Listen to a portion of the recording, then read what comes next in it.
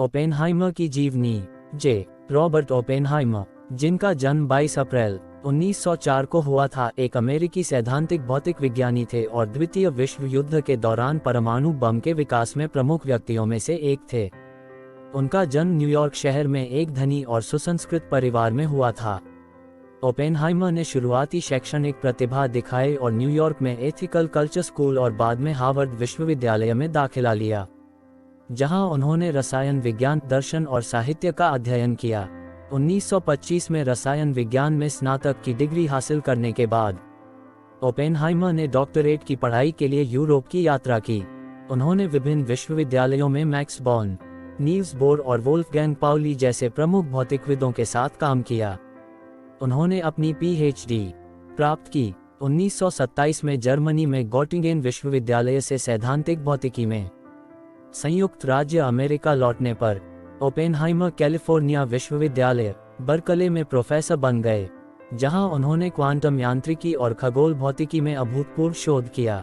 उन्होंने न्यूट्रॉन सितारों और ब्लैक होल की समझ में महत्वपूर्ण योगदान दिया। 1930 के दशक के दौरान ओपेनहाइमर राजनीतिक रूप से सक्रिय हो गए और वामपंथी उद्देश्यों में शामिल हो गए। हालांकि कुछ कम्युनिस्ट पार्टी के सदस्यों के साथ उनके संबंधों के कारण बाद में सरकारी एजेंसियों द्वारा जांच की जाएगी। 1940 के दशक की शुरुआत में, जब द्वितीय विश्व युद्ध जोरों पर था, ओपेनहाइमर को शीर्ष गुप्त मैनहट्टन प्रोजेक्ट का नेतृत्व करने के लिए चुना गया था, जो एक परमाणु बम विकसित करने के उद्देश्य से एक शोध प्रयास था। उनके मार्गदर्शन में वैज्ञानिकों और इंजीनियरों की एक टीम ने पहले परमाणु बम का सफलतापूर्वक डिजाइन और परीक्षण किया, जिसे 16 जुलाई 1945 को न्यू मैक्सिको रेगिस्तान में विस्फोटित किया गया था। इस परीक्षण को कोड नाम ट्रिनिटी दिया गया और इसने परमाणु युग की शुरुआत को चिन्हित किया।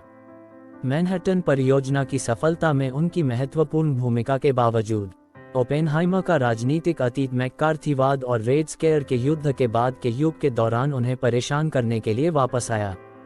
उन्हें कम्युनिस्ट समर्थक होने के आरोपों का सामना करना पड़ा और 1954 में संयुक्त राज्य परमाणु ऊर्जा आयोग द्वारा उनकी सुरक्षा मंजूरी रद्द कर दी गई। इस निर्णय ने सरकारी वैज्ञानिक अनुसंधान में उनकी प्रत्यक्ष भागीदारी को प्रभावी ढंग से समाप्त कर दिया। मैनहट्टन प्रोजेक्ट के बाद ओपेनहाइमर शिक्षा जगत में लौट आए और 1947 से 1966 तक प्रिंसटन, न्यू जर्सी में इंस्टीट्यूट फॉर एडवांस्ड स्टडी के निदेशक के रूप में कार्य किया।